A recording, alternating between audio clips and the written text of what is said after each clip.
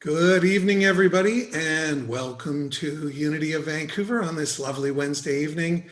And welcome to this final class in Becoming Supernatural based on the work of Dr. Joe Dispenza.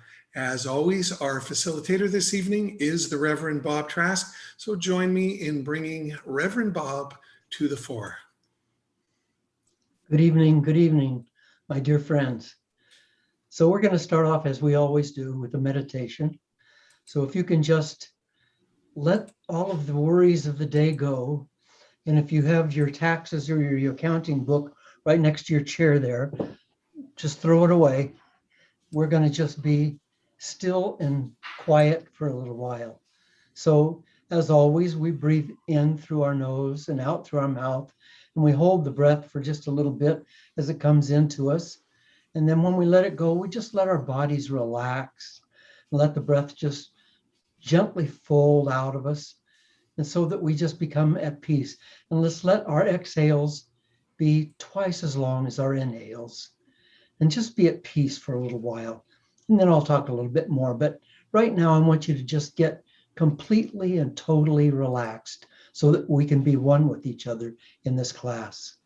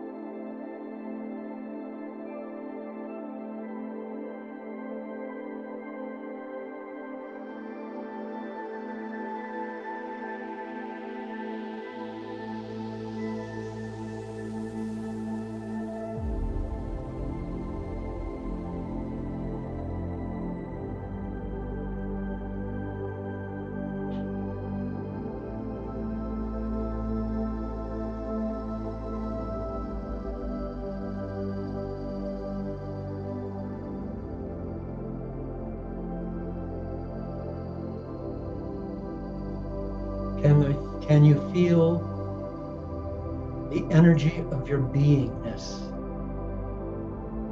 in your body?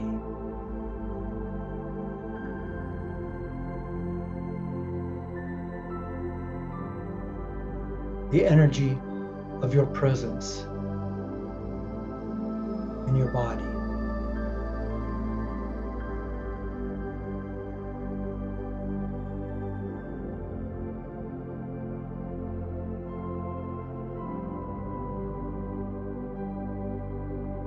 Can you feel it all the way from the tips of your toes to the tips of your fingers to the tops of your head? And can you feel the tingling in your hands?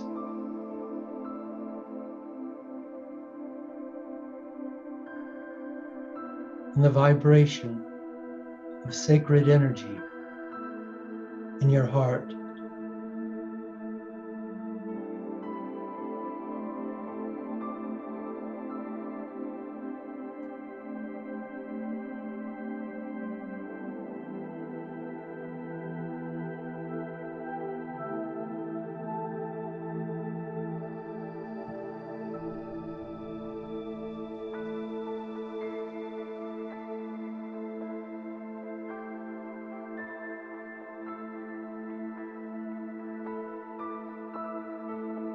Beautiful child of light,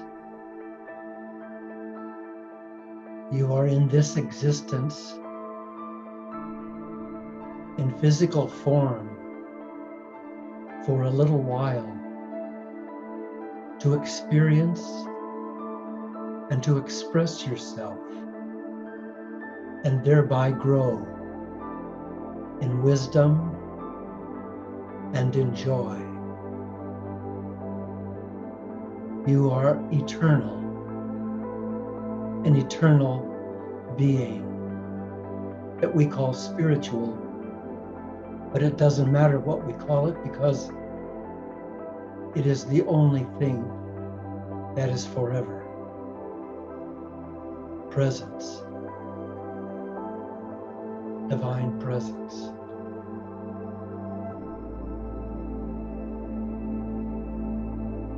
Continue to feel that vibration throughout your body.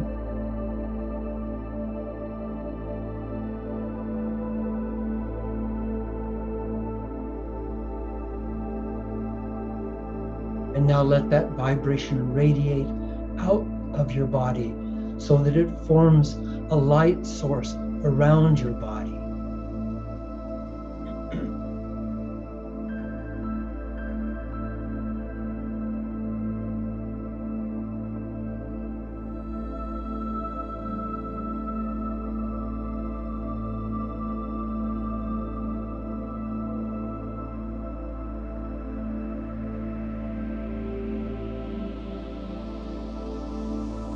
The electromagnetic presence of your body reaches out many feet from you.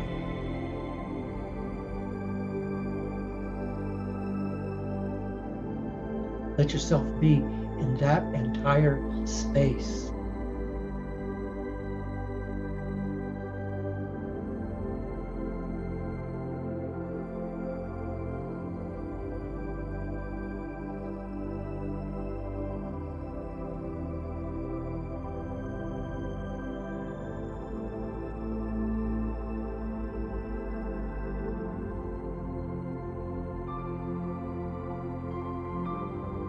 Over the last few months, we've been talking about becoming supernatural.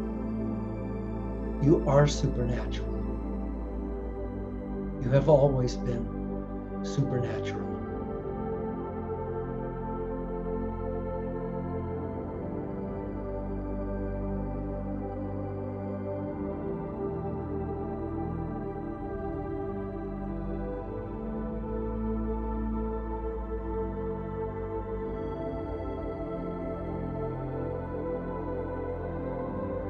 Now allow the mind in your head and the mind in your heart to align so that they become cohesive with one another.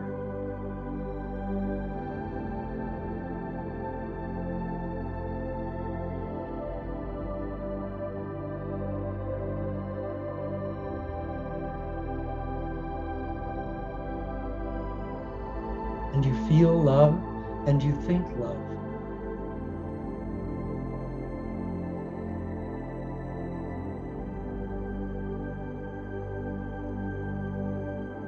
Because that's the power of the universe eternally.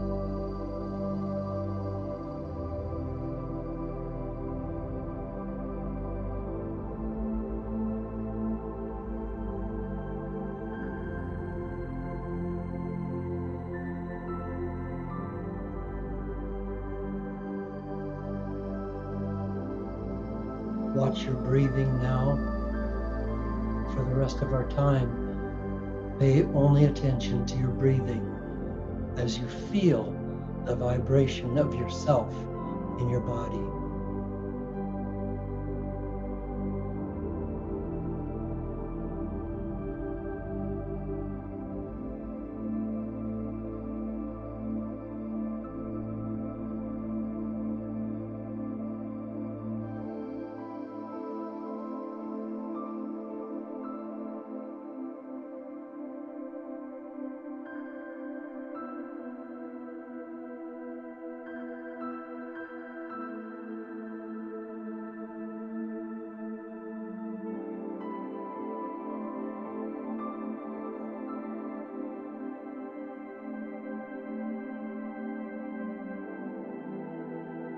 Are you aware right now of how pure and holy you are?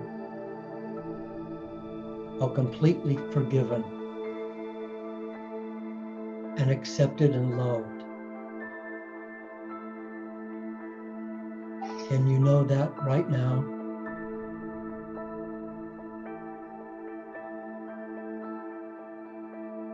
And can you bring that beautiful part of you back to the training room in 60 seconds? You'll hear the music die, and when it happens, bring that you back.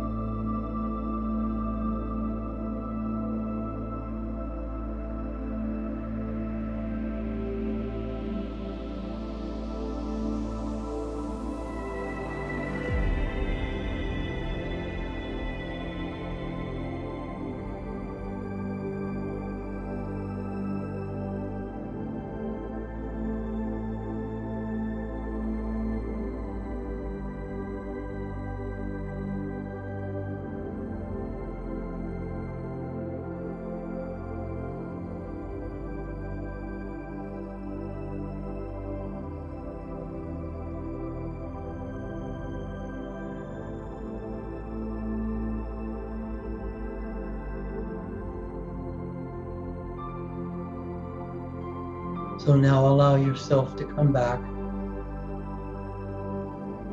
Bring that gentleness with you.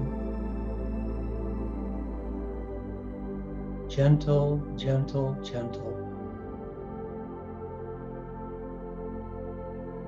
Very gently.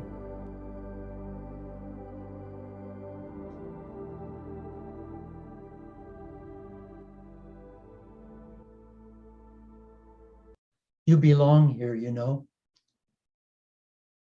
You belong here on this planet. You belong here in this place. You belong here in this group, in this church, in BC, in Canada, on North America, on planet Earth, in this galaxy, in this time and space. You belong here. You have a space and a place here. You matter here. You make a difference by being here. We're like a 7 billion piece jigsaw puzzle, and you're one of the pieces. And without you, the puzzle isn't whole. You belong here. Tonight, my dear friend, we're gonna really go out on the edge. And I'm gonna ask you to really open your mind and try not to judge, try just to accept, because we're going to be talking about some pretty far out things. So you might want to get right out on the edge of your mental seat and let your feet hang over. Tonight we're going to talk about that our world is made of material objects that rely on time and space to be physical. Unless they're observed, and we know this from our studies, unless they're observed, they remain waves. Now this is going to be the first step out on the edge, and you're going to have to really stay with me with this. Our distance, which is another word for space, depends upon speed. I said distance depends upon speed. I'm not saying the faster you go, the faster you can cover the distance. I'm saying the faster you go, the less distance there is. So if you're going to go from here to the moon, and you're going to go at 10 miles an hour, it's going to take a long, long time. If you go 100 miles an hour, you'll go 10 times faster. That means that the moon is 10 times closer, physically closer. If you go 1,000 miles an hour, then it's 10 times, even 10 times more faster to get there, which means it's closer. You see, speed doesn't exist. We're bringing two objects closer together. If we go 1,000,000 miles an hour between here and the moon, we'll get there even faster. How far apart we are from the moon depends on the speed that we travel between them. The faster we go, the closer they are together. Now, just stay open, The speed of light is 186,000 miles per second. 186,000 miles per second. But the speed of light is relative to material objects. The only way we can measure the speed of light is how long it takes. Or did I say how long it takes? That's time, isn't it? We're back to time. How long it takes for the light from the sun to get to us, or the radiated sun from the moon to get to us, the time that it takes.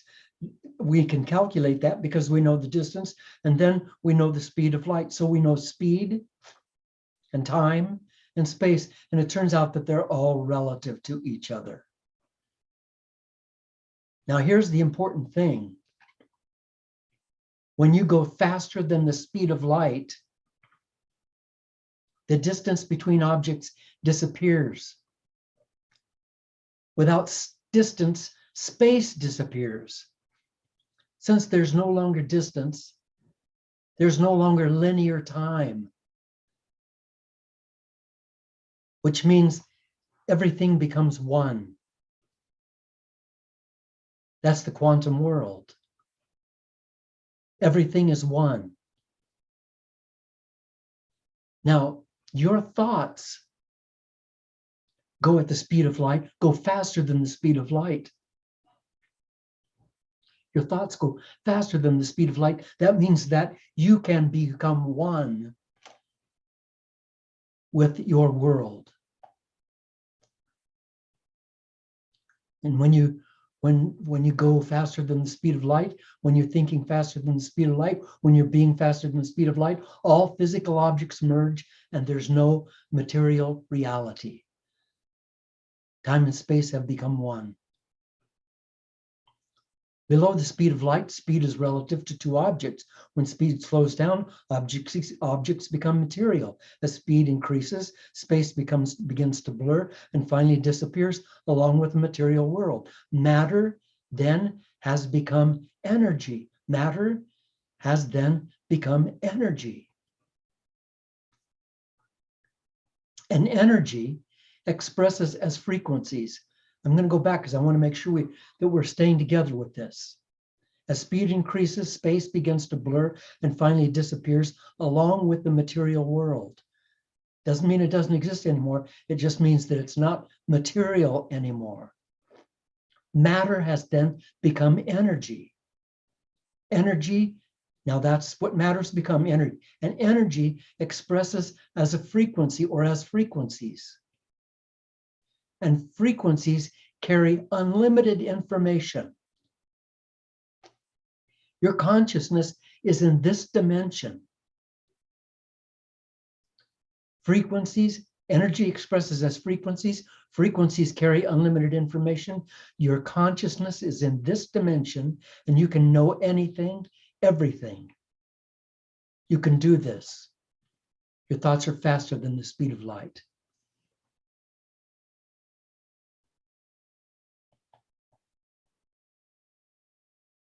The distance between two objects is measured by speed, measured by time. The space is measured by time, and the time is measured by space, and both of them are relative to speed. And at the speed of light, everything becomes one. Now I'm going to ask you to share, and here's what I want you to share. You can share about what I just said. That'd be really cool. I'd love that. But you can also share about other things that are going on in your life or that you've learned or that you found out. And I'd like to really hear some things about what you feel about and what you've learned so far in this course. And all you have to do is just hit the button down below and just put a hand up, and Randy will call on you. And Yeah, right, everybody. So at the bottom in your menu, there is a little smiley face icon called reactions. And if you click on that, most people have a button at the very bottom of that window that says raise hand. If you'd like to speak, just go ahead and click on raise hand. If you don't have the raise hand button, then go into the chat section and just put the letter Q and just send that letter Q, and I'll know that you'd like to ask a question. So with that said, please step forward with a raised hand. We have Melba, so just one moment. We're going to take some time to do this sharing. So don't hide under the bed, because I'm coming after you. I want to hear what you have to say about this. Does it make sense? Yeah. Okay. Bob, we've got Melba ready to ask a question. Thank you. No, I'm not going to ask a question. I've been hiding under the bed or behind the couch. Let's just say that. As I was reading this book this afternoon, and I was struggling with it. I'm a smart person, but boy, oh boy, I was struggling with this. Anyway, I had an experience a few days ago, and Randy's always saying you should share your stuff, so I'm sharing. So I sometimes write letters to God in my morning pages. So I wrote this little letter to God, very short, and I asked for support in getting my book out there. So I'm not kidding, 10 or maybe 8 minutes later, a friend named Deborah phoned me. I had not spoken to her nor seen her since 2014. She called me out of the blue. She's in Ontario, and she shared some stuff that she'd been going through. It was a difficult challenge and all that. And I shared that I needed some support getting this particular book out there and other books too. So then she and I had a wonderful talk, and it just lifted me up. And I realized, well, anyway, she's put me in touch. Today I spoke with somebody also from Kingston, Ontario. who may do some promotion, social media promotion on this book. But then she gave me this other name of a woman who has done work with raising her vibrations. And she does publishing and promotion. I thought, wow, her name is Dawn, D-A-W-N. And, you know, when I heard that word, she had a near-death experience, this woman named Dawn. She's written a book about it. And I thought, wow, there's definitely synchronicity going on here. And I really got it as I was reading Joe's book today in chapter 11. And I thought, yeah, you know, like it was just like that. It was just like that. And I get it. And so I can't explain it with energy and matter and all that stuff. It's just, it was just very fast. And I feel like now with this woman, Deborah, and this other woman, Christine, I spoke to today, and now I'm going to meet this woman, Dawn, who actually is in Costa Rica, but she does promotion on books, and she promoted her own book and made it a bestseller. And so I just felt lifted up, and I feel like that was instantaneous. And it was when I wrote my letter to God, which I do quite often.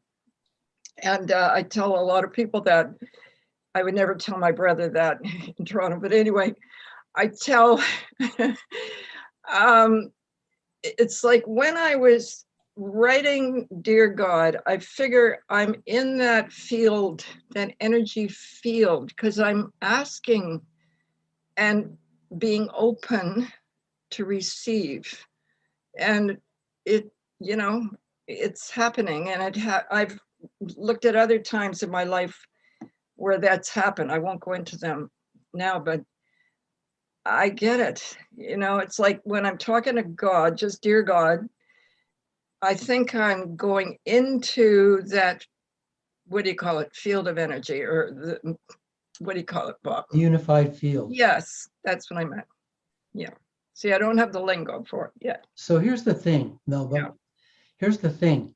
I started off this evening talking about that time and space and speed, once they all merge, they become invisible, and your thoughts go faster than the speed of light, which means that you can manifest reality out of your thinking. So you sat down and wrote a letter to God, and this woman who we haven't talked to in 14 years from across the country called you. You see, that's what I'm talking about. For everybody here tonight, that's what I'm talking about. You manifest your reality by thinking, but you have to be determined. You can't be just sort of fantasizing, wandering around. You say, this is what I want this now. And send that thought into the unified field, and you're creating reality. You're creating physical reality. Yeah, I appreciate that. I feel that, you know, it was just, as I read the finished part of chapter 11, I thought, yeah, that's what it was. Getting into the unified field by just addressing God.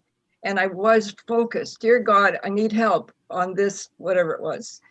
And lo and behold, there was Deborah on the phone. It wasn't 14 years, it was 7 years, but I didn't even know who she was for a minute. She had to explain, you know, I didn't know her that well. So I feel very, very blessed, and that awareness, and also reading the chapter today made me more conscious that I mean, I do trust the universe, and I've always been looked after, but that really underlined it today for me. So thank you, Melba. Thank you. Thank you. Okay. Judy, I see you have we your have hand coming up now Judy Bowers. I'm just going to bring her up so that she can share. Here you go, Judy. Oh, I'm sorry. Go ahead. All right. Am I live? Yes, you are, Judy. Go ahead. Okay. I just wanted, I think I shared this before, but I just love this way back in chapter 3. And it just says that we're not alone. And there's always like the universe is always watching us. And I think it's really significant. I really enjoyed that. And it's in chapter 3, but it says, you will literally tune in to the energy of a new future. And as you do, the observer, the unified field, is observing you observe a new destiny, and then endorses your creation. And I think that was the best part of the book for me. Yes, yes, yes. I'm so glad you got it. I'm so glad you got it. Thank you. Thank you. Over and out. Okay, and our next question comes from Anne Devlin. And I'm just going to unmute you, and here you go. Hi, everybody. Good evening. I also had a synchronous event happen. And so I just texted it to you, Randy, but you'll see on your phone or somewhere that I texted you an image. And what happened was I read chapter 12 about the pineal gland. And and then I was checking my son's homework. He's 14 and he's very artistic, and he just had to submit a doodle. And I looked at it and then I thought, oh, that's so strange, because why would he draw this as a doodle? And I don't know if you can share it, Randy, or if you see it coming up. Yes, I think I can. Just a moment. But it's just such a weird coincidence. I mean, I didn't ask him why he drew this. He just said, oh yeah, it's just art, it's for art class. Oh my gosh. So that's the image. He's 14 years old? Yes. Oh, this kid's a little bit amazing. But he has no idea what we were reading here with the what's in chapter 12. There's actually a picture of the eye of Horus, and Yeah. he had no idea about the pineal gland, and that looks like pine cone parts to me on the top, right? Yeah. I thought, wow, that's just so weird, but not weird, right? It's just It's not weird, right? right. Right? It's not weird. No, but it's very amusing. So yeah, It's amazing, and it's wonderful. It's wonderful. Yes, it is a Akako-san, wonder. this is the world we're moving into. Uh-huh. Yes. And one other thing that I wanted to mention, which is completely unrelated, but when we're talking about the heart-brain coherence, I've been using the heart math device, and I know some other people have it. And I was wondering, even, I don't know if Jean's on this call, but I was wondering if she uses it, because there's somebody else in South Delta who's using it, because I can see them on the Global Coherence app. And so I just wanted to mention, if anybody else at Unity wants to do it, the Global Coherence app is free and you don't need the device to use it. It's very easy to use, and there's a worldwide map where you can see where everybody is meditating at the same time to raise the vibration of the planet. And it's amazing, because there is somebody in Ladner, or very close to me anyway. And sometimes when I'm meditating, I just click over to the world map and I see someone, and I think, wow, because the energy becomes even more amplified when you're closer to somebody, and I guess it's the power of two or more. And it's just a beautiful thing, because there's this glowing, I don't know if you've been on it, Bob, but there's this glowing, beautiful, like almost kaleidoscopic design that just pulsates and just glows with every thought that with the energy from your heart, and everybody else who typically there aren't that many people doing it. Sometimes there are only 2 or 3 in the whole planet. And I think, wow, that's so weird that it's just, somebody consciously doing it. I mean, I'm sure other people are doing it without being there. And that's why the light continues to glow so bright. But I thought if anyone wants to join, it's free. you can just download it onto your phone or anything, and you have it 24/7. And I could even like set up a Unity group, but it's sort of not necessary either because we're unified anyway. So yeah, just thought I'd like to mention that. Thank you. I have not been on it, but what's the website? Is it HeartMath? Yes, it's an HeartMath Global Coherence app. And I think they mention it even in the Becoming Supernatural book. Good. Jean is on this call, incidentally, so maybe we'll hear from her. Jean. Yes, I saw your picture in The Optimist. Okay. Yeah, and I felt so connected, even though I haven't met you personally. Thank you. Thank you. And thank you so much, Bob. I really, really enjoy all this course with Becoming Supernatural. Thank you so much to everyone. We'll meet soon.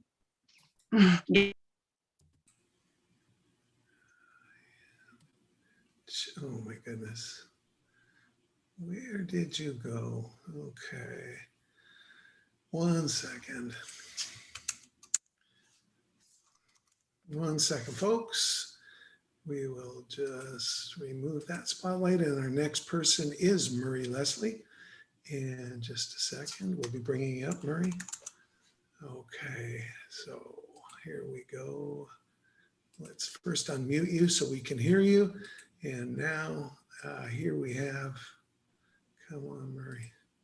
Here we are. There you go. Thank you. Good evening, Murray. Good evening. I think it was about 3 weeks ago, you asked us to think at a higher level. And I've been practicing that, and I changed my meditation to the material is Joe Dispenza's. It's delivered by a woman and moving the energy from the bottom 3 energy centers to the pineal gland. And the telltale sign is I'm a bit of a political junkie. I've cut my watching of political news down by 60%. So the proof is in the pudding. Thank you. Boy, that's a real telltale right there, because we get addicted to that, and then suddenly we realize that there's a huge life going on that we're missing out on. Thank you, Murray. That's beautiful. Thank you. Okay. And our next inquiry comes from Dee and Brian Kane.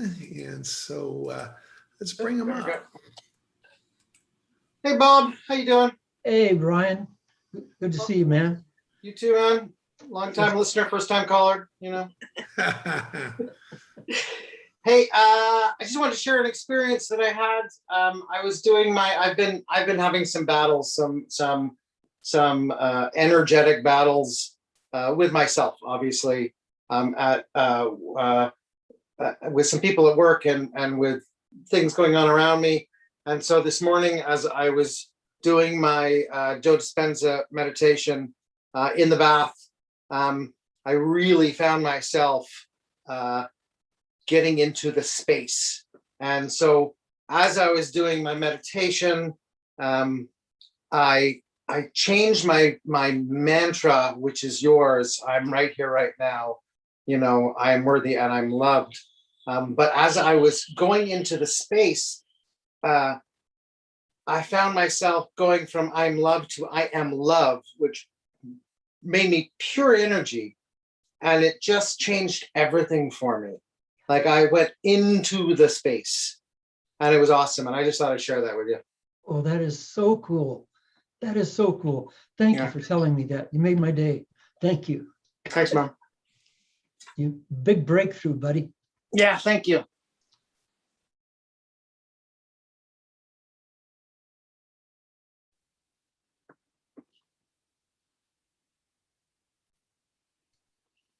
Glenda, you're on. Hi, Bob. And, Hi. Yeah, I just want to thank you all for your friendship. I mean, it's awesome here. It's catching, and I'm getting more and more addicted to infusing my thoughts with love and feeling. And I don't want to just put a thought out there until I'm grounded in my heart. And Thank you. And I know that I'm like the last man just said, that I'm love, you know, that I'm love moving out. And that to me is so highly addictive that I don't want to just think a thought and put it out. I want to think it and make sure I'm connected in the heart, and that intuitively it's my spiritual being that's putting it out. And I want to thank you for that. Truly is, Linda. Thank you so much. That's called Panis Angelicus, bread of the angels. Thank you. Maybe that's that white bathrobe I wear in the morning. My husband says it's my white wings. I'll tell him what you said. Thank you. All right. Wonderful. Do we have any last minute questions? I don't see any, Bob, so I'll let you take it away as you see fit. So we're going to go into breakout rooms. And before you go, I want to talk to you for just a minute about meditation. We've talked a lot about it. We've done some pretty incredible meditations. Dr. Joe has taught us some pretty incredible meditations. As I've said before, I don't really care how you meditate. You can meditate according to one of Bob Trask's meditations, or one of Randy Purcell's meditations, or one of Dr. Joe's, or the Maharishi yogis, or I just doesn't care. I don't care. All I want is to make sure you meditate, because it's just going into the void. Just going into the void, so that you extract yourself from your body, brain, and you go into pure mind, pure spirit mind that is eternal. That's why I teach you to go above the top of your head into your higher mind, because you can't carry this stuff up there with you. When you go up there, you set yourself free. It's so vitally important. You've been with me and with each other for 12 weeks in this class, and it's gone on for months. We started before Christmas. You've been so solid. You've studied and you've worked and you've agreed and you've disagreed and you've labored over it and you've come back and you've moved forward, and you deserve to win. You deserve to really win. You deserve to be able to be pure spirit and feel and know yourself as pure spirit, with no fear of death, with no fear of ever having an end, because there is no end.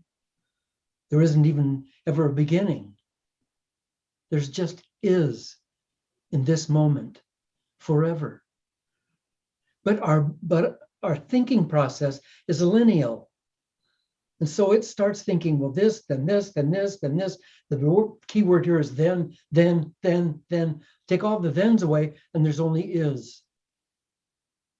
And that's why we meditate, is to be right here, right now. And then we discover who we are as unique individuals. So I want you to go into the breakout rooms, and I want you to ask yourself this question: how do I meditate, and what times work best? Seems like a pretty simple question, but I want you to be able to tell the other people in your breakout rooms, how do you meditate and what times work best? And I got a little trick going on here, a little psychological trick, and I'll confess it to you. If you say how you meditate and what times work best, you've just gotten rid of all of your excuses for not meditating, because you're saying, this is how I meditate, and this is the best time for me to meditate. Then you have no more excuses. You will meditate.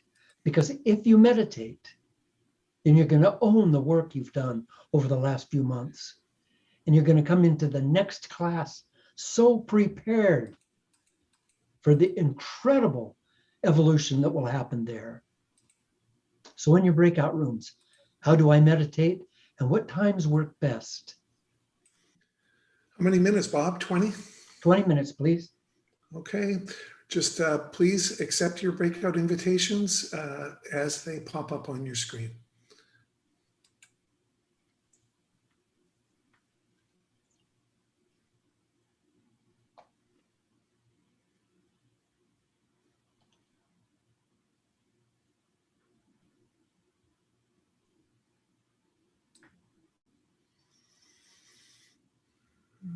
Okay.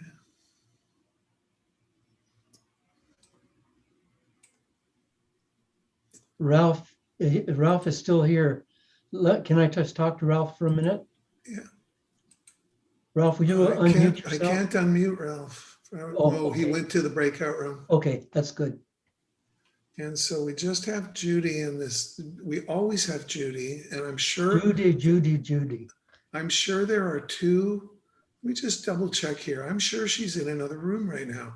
Well, there's Judy Bowers. I think it's Judy Bowers has two computers, and she joins. Oh, Gord Bradford. Oh no, there's three people. Bob and Derek were automatically put in, but they've got a room with three, so they should be okay. But room 5, they've got 4. Yeah, it's worked out okay. It's all running. So there's just us 3, and